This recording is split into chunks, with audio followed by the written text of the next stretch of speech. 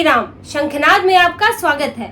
राहुल गांधी भाषण के लिए जब भी मुंह खोलते हैं, जयराम रमेश और पवन खेड़ा डर से कांपने लगते हैं। कांग्रेस में अफरा तफरी मस्ती और एक टीम बना दी जाती है कि राहुल गांधी कुछ बोल रहे हैं, बाद में उस पर प्रेस कॉन्फ्रेंस करनी पड़ सकती है, क्योंकि राहुल गांधी बिना विवाद के कुछ बोल ही नहीं पाते। वो जब भी कुछ बोलते हैं तो फिर जयराम रमेश को सफाई देने आना पड़ता है, और यही हाल उनके अभी नेता प्रतिपक्ष के भाषण में हुआ। उन्होंने नेता प्रतिपक्ष के तौर पर, वरिष्ठ नेता के तौर पर भाषण दिया, लेकिन उसके बाद कांग्रेस की मुसीबत बढ़ा दी, कांग्रेस की फजीहत कर दी। राहुल गांधी ने धर्म, मजहब जैसे संवेदनशील मसले पर इतने हल्के तरीके से, इतने गंभीर तरीके से बयान दिया कि अब वो चौतरफा गिर गए हैं। पहले तो हिंदू धर्म को लेकर उन्होंने जो बयान दिया कि हिंदू हिंसक होते हैं, उन्होंने कहा कि जो खुद को हिंदू बोलते हैं वो हिंसक होते हैं, वो नफरत फैलाते हैं, वो झूठ बोलते हैं। अब उस बयान पर कांग्रेस को बहुत फजीहत झेलनी पड़ी और उनकी आलोचनाएं हुई इस बयान की। धर्मगुरुओं से लेकर नेताओं से लेकर सड़क पर विरोध प्रदर्शन हुआ, और राहुल गांधी अब भले ही इस पे सफाई देने लगे कि मैंने तो बीजेपी आरएसएस के लिए बोला था, लेकिन उन्होंने अपने भाषण में साफ कहा था जो खुद को हिंदू कहते हैं वो हिंसक होते हैं। बाद में जब बीजेपी ने आवाज उठाई, बीजेपी ने विरोध किया, जब भूपेंद्र हुड्डा ने पीछे जो उनके बैठे थे उनको ज्ञान दिया, बीजेपी हिंदू हिंदू बोला, तब राहुल गांधी ने बोला तो बीजेपी और हिंदू ही पूरा हिंदू समाज नहीं है। लेकिन राहुल गांधी ने उससे पहले बीजेपी आरएसएस का नाम नहीं लिया था। अब कांग्रेस हजार सफाई देती रहे, लेकिन सच तो सबके सामने है, वीडियो अवेलेबल है। अब सिर्फ हिंदू धर्म ही नहीं, राहुल गांधी ने सिख धर्म को भी आहत कर दिया है, सिखों को भी आहत किया है, और उन्होंने ऐसा बयान वहां नेता प्रतिपक्ष रहते हुए दिया कि अब शिरोमणि गुरुद्वारा प्रबंधक कमेटी को सामने आना पड़ा और उस पर आपत्ति जतानी पड़ी। शिरोमणि गुरुद्वारा प्रबंधक कमेटी ने कहा है कि राहुल गांधी ने अपने भाषण में अभय मुद्रा की जो बात की है, और राहुल गांधी ने शिव जी की एक तस्वीर दिखाई थी जिसमें शिव जी, भगवान शिव ध्यान मुद्रा में बैठे हैं और उनका हाथ जो है वो ऊपर इस तरह उठा है और वो अभय मुद्रा मानी जाती है। तो राहुल गांधी ने कहा कि अभय मुद्रा हमारे जो कांग्रेस का निशान है हाथ का, वो भी अभय मुद्रा है। जो सिख धर्म में गुरु नानक देव जिस तरह से उनकी छवि है वो भी अभय मुद्रा है, और जो इस्लाम में जो दुआ मांगने का तरीका है वो भी अभय मुद्रा है। इसके अलावा उन्होंने ईसाई धर्म को भी लिया और उन्होंने जैन धर्म, बौद्ध सबके चित्र दिखाए और सबको अभय मुद्रा बताया। अब शिरोमणि गुरुद्वारा प्रबंधक कमेटी ने कहा है कि गुरु नानक देव ने कभी भी अभय मुद्रा या आसन को मान्यता नहीं दी है, उन्होंने सिर्फ अकाल पुरख की बात की है। अकाल पुरख का मतलब होता है वो ईश्वर जो शाश्वत, जिसका अस्तित्व है, जो खत्म नहीं हो सकता, वो उसको अकाल पुरख कहा जाता है। और गुरु नानक देव ने इसी की शिक्षा दी है, उसी के करीब जाने की शिक्षा दी है, यानी ईश्वर के करीब जाने की शिक्षा दी है। तो शिरोमणि गुरुद्वारा प्रबंधक कमेटी ने अब राहुल गांधी के बयान पर आपत्ति जताई और कहा है कि वो इस तरह से सिख धर्म के बारे में कोई भी बयान ना दें। अब राहुल गांधी अब उस वक्त तो बोल गए और उस वक्त उन्होंने सभी धर्मों को लपेट लिया। अब उन्होंने तो एक तरह से दिखाया कि भगवान शिव की जो अभय मुद्रा है उसको बाकी सभी धर्मों ने, बाकी सभी मजहबों ने फॉलो किया, यानी सनातन से सबने उसको सीखा। उस वक्त तो जो बताया उन्होंने उससे तो यही संदेश गया। अब ये उन पर उल्टा पड़ गया है, क्योंकि सभी धर्मों की अपनी अपनी, मजहबों की अपनी अपनी व्याख्या है, अपने तरीके से उनके धर्म गुरुओं ने संदेश दिए हैं, अपनी तरह से व्याख्या की है। अब सबको एक साथ जोड़ देना, उसको अगर आप जोड़ेंगे भी तो उसके लिए एक लंबी गहन चर्चा की जरूरत होती है, उसके लिए किसी धार्मिक गुरु की जरूरत होती है, धार्मिक जिसने धर्म की शिक्षा प्राप्त की हो, जिसने सभी धर्मों को और कम से कम किसी एक धर्म को तो ठीक से पढ़ा हो। लेकिन राहुल गांधी के पास ऐसी कोई विशेषज्ञता नहीं है और उन्होंने सभी धर्मों, मजहबों पर टिप्पणी कर दी। और उस वक्त गृह मंत्री अमित शाह ने राहुल गांधी से कहा भी था, जब राहुल गांधी के हिंदू हिंसक होते हैं वाले बयान पर अमित शाह ने टोका और इस पर आपत्ति जताई। उन्होंने ये भी कहा कि राहुल गांधी को सिख धर्म गुरुओं से, राहुल गांधी को मुस्लिम धर्म गुरुओं से पूछ लेना चाहिए कि उनके यहाँ अभय मुद्रा को लेकर क्या कहा गया है, उसकी क्या व्याख्या है, अभय मुद्रा है भी या नहीं, उनके में ये बात उनको पूछ लेनी चाहिए। ये उन्होंने इस वक्त टोका था और वो बात अब निकल आई। सिख गुरुद्वारा प्रबंधक कमेटी ने आज इस पर आपत्ति जता दी। हालांकि जो मजहब छोटी छोटी बातों से सबसे ज्यादा आहत हो जाता है उनके मजहब में जो कहा गया है उससे इधर या उधर होने पर यहाँ सर तन से जुदा के नारे लग जाते हैं और जाने क्या क्या धमकियां मिल जाती हैं, जान से मारने की बात की जाती है। उस मजहब की तरफ से राहुल गांधी के खिलाफ आपत्ति नहीं आई है, कोई बड़ी आपत्ति नहीं आई है। ये सोचने वाली बात है, जहां गले काट दिए गए, जहां फतवे जारी हो जाते हैं, जहां देश जो है बॉयकॉट कर देते हैं, वहां मुस्लिम धर्म गुरुओं ने राहुल गांधी के खिलाफ कुछ नहीं बोला, उन पर आपत्ति नहीं जताई। जबकि सिख धर्म में जब ये व्याख्या नहीं है अभय मुद्रा की तो उन्होंने बता दिया, जबकि सिख धर्म और हिंदू धर्म में कई समानताएं हैं, वहां तक ये बात कह दी गई। और जब अगर हम इस्लाम की बात करें तो वो तो बिल्कुल अलग है, मजहब वो तो अलग है, ब्राह्मिक रिलीजन है।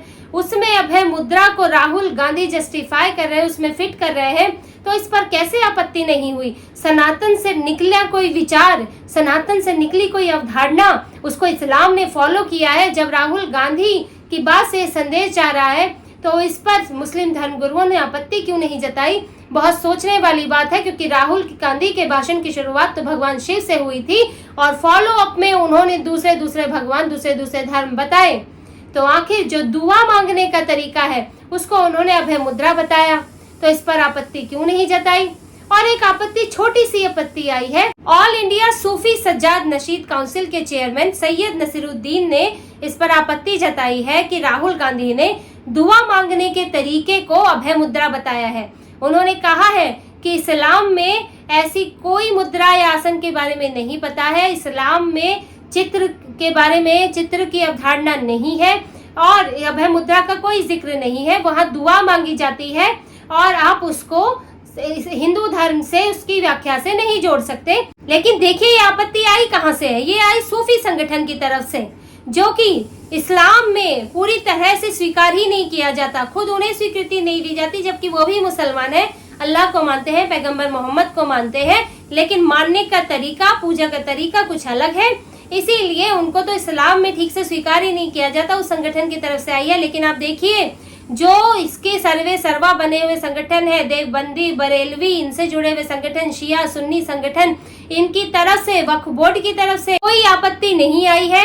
कुछ नहीं कहा गया है कि राहुल गांधी को बयान वापस लेना चाहिए, उन्होंने गलत व्याख्या कर दी, उन्होंने गलत जोड़ दिया, ऐसा कुछ नहीं कहा गया है। ये बहुत सोचने वाली बात है।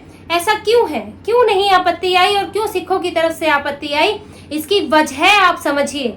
ये वजह है कि मुसलमान और इस्लाम में ऊपर बैठे ये लोग जो सभी मुसलमानों को संचालित करते हैं, वो ये जानते हैं कि राहुल गांधी भले ही हिंदू धर्म की बात कर दें, राहुल गांधी भले ही मंदिर चले जाएं, लेकिन मन से तो वो तुष्टीकरण ही करेंगे, मन से तो वो मुसलमानों के लिए ही काम करेंगे। वो बरसाती हिंदू हैं, उनका जो हिंदुओं की तरफ करीबी दिखाना है वो सिर्फ चुनावी है। वो वोट हिंदुओं से लेंगे लेकिन काम मुसलमानों के लिए करेंगे। और ये बात सिर्फ राहुल गांधी के लिए नहीं, आप देखिए अरविंद केजरीवाल मंदिर जाते हैं, सुंदरकांड का पाठ कराते हैं, हिंदुओं को तीर्थ यात्रा कराते हैं, लेकिन फिर भी दिल्ली में चुनाव होता है तो मुसलमान अरविंद केजरीवाल को वोट देते हैं। आखिर कैसे, उनको क्यों नहीं खराब लगता जो लोग अपना वोट इतना टेक्टिकल तरीके से दे रहे हैं, जो लोग ये देखते हैं कि कहाँ पे कौन पार्टी भाजपा को हरा सकती है और एक एक व्यक्ति उसको वोट देता है, वो कैसे, उनको क्यों नहीं ये बुरा लगता, क्यों नहीं वो ये इस बात पर आपत्ति जताते कि अरविंद केजरीवाल हिंदुओं के लिए ऐसा क्यों कर रहे हैं, राहुल गांधी क्यों कर रहे हैं। क्योंकि उन्हें पता है कि ये असल में हिंदुओं के लिए नहीं कर रहे हैं, ये दिखावा कर रहे हैं, ये हिंदुओं को बेवकूफ बना रहे हैं और असल में तो ये मुसलमानों को फायदा पहुंचाएंगे। अगर ये जीत जाएंगे तो कुछ ना कुछ तुष्टीकरण चलता रहेगा, चाहे सब्सिडी हो, चाहे मौलवियों को तनख्वाह हो, चाहे जमीनें देना हो, चाहे वक्फ बोर्ड को पैसा देना हो, कुछ भी हो, कुछ ना कुछ तो चलता ही रहेगा। और इसीलिए ये लोग राहुल गांधी पर या और दूसरे नेता जो हिंदू धर्म की करीबी दिखाने की कोशिश करते हैं, उस पर इनको आपत्ति नहीं होती। इस पूरी ये जो पूरी कॉन्शियसनेस है उनकी, ये इसको समझिए। वो इतने जागरूक है कि वो समझ पाते हैं कि सच्चा हिंदू और नकली हिंदू कौन है, जबकि हिंदू ही ये नहीं समझ पाता है कि वो जो मंदिर जा रहा है दोनों में से, उसमें से वाकई कौन है जो हिंदुओं के लिए सोचता है। लेकिन मुसलमान ये बात जानता है कि अगर नरेंद्र मोदी मंदिर जाते हैं तो वो वाकई उनकी आस्था है, वो हिंदुओं के लिए कुछ करते हैं, वो हिंदू धर्म की, भारतीय संस्कृति की बात करते हैं, तो वो वाकई ऐसा करते हैं और वो काम करेंगे। लेकिन अगर राहुल गांधी जा रहा है तो वो एक दिखावा कर रहा है और वो वाकई में हिंदुओं से नहीं जुड़ा है, उसका लगाव नहीं है और वो असल में मुसलमानों के लिए काम करेंगे। ये मुसलमान और उनके ऊपर बैठे हुए नेता ये बात बहुत अच्छे से जानते हैं और इसीलिए राहुल गांधी के इतने बड़े बयान पर आप समझिए, संसद में राहुल गांधी ने कहा कि शिवजी जो तरीका अपना, शिवजी की जो मुद्रा है वही इस्लाम में मुद्रा है और सब जानते हैं कि सनातन जो है वो पहले आया धर्म है इस दुनिया में, बाकी सभी धर्मों से पहले आया हुआ धर्म सनातन है। यानी सनातन में कोई विचार है और उसी से मिलता जुलता विचार दूसरे धर्म में है तो कहीं ना कहीं ये माना जा सकता है कि वो सनातन से लिया गया है और उसको थोड़ा बहुत उसे बदलाव करके उसे अपना बना लिया गया या बिल्कुल एज इट इज उठा लिया गया और अपना बना लिया गया। ये कहीं ना कहीं इसका संकेत जाता है और जब इतनी बड़ी संकेत जाने पर, इतनी बड़ी बात होने पर भी अगर इस्लामिक धर्म गुरु कुछ नहीं बोल रहे हैं, मुल्ला मौलवी मुंह बंद करके बैठे हैं, फतवा जारी नहीं कर रहे हैं, तो इसका मतलब समझिए कि उन्हें राहुल गांधी पर पूरा भरोसा है कि भले ही वो शिवजी की तस्वीर लेके घूम रहे हैं लेकिन वो शिवजी को मानते नहीं है। वो शिवजी को मानने वालों की मदद नहीं करेंगे, वो उनकी मदद करेंगे जो ज्ञान वापी में शिवलिंग को दबा के बैठे हैं।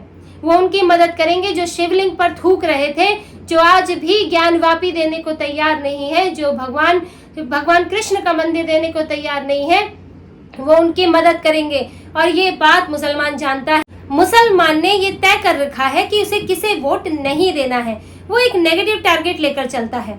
हाँ, कई बार लोग होते हैं जो सोचते हैं कि हाँ हमने उसको वोट देना है जो हमें समर्थन करता है, लेकिन उनके दिमाग में ये नहीं होता कि फलाना को वोट नहीं ही देना है।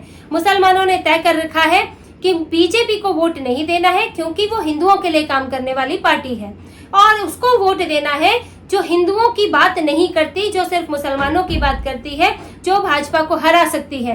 वो एक समर्थन का टारगेट और एक विरोध का टारगेट लेकर चल रहे हैं, जबकि सिखों के साथ ऐसा नहीं है और इसीलिए उनके अंदर से ये विरोध आया राहुल गांधी का।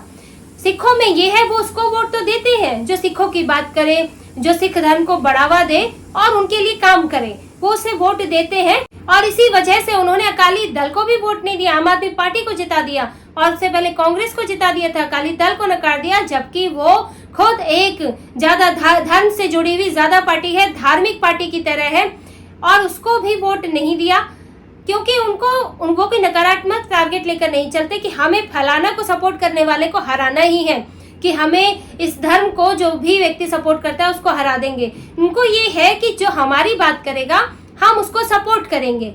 और इसीलिए शिरोमणि गुरुद्वारा प्रबंधक कमेटी ने राहुल गांधी के बयान पर आपत्ति जताई, वरना वो भी चुप्पी साध के बैठ सकते थे कि हाँ कोई बात नहीं, राहुल गांधी जो है वो तो कांग्रेस पूरी पार्टी जो है वो हिंदू विरोधी तो है ही, तो कोई बात नहीं है, हमें उसका विरोध करना चाहिए। लेकिन सिखों की मानसिकता नहीं है कि किसी और का विरोध करने वाले, किसी और के खिलाफ काम करने वाले को हम वोट दे, वो अपने लिए काम करने वाले को वोट देते हैं।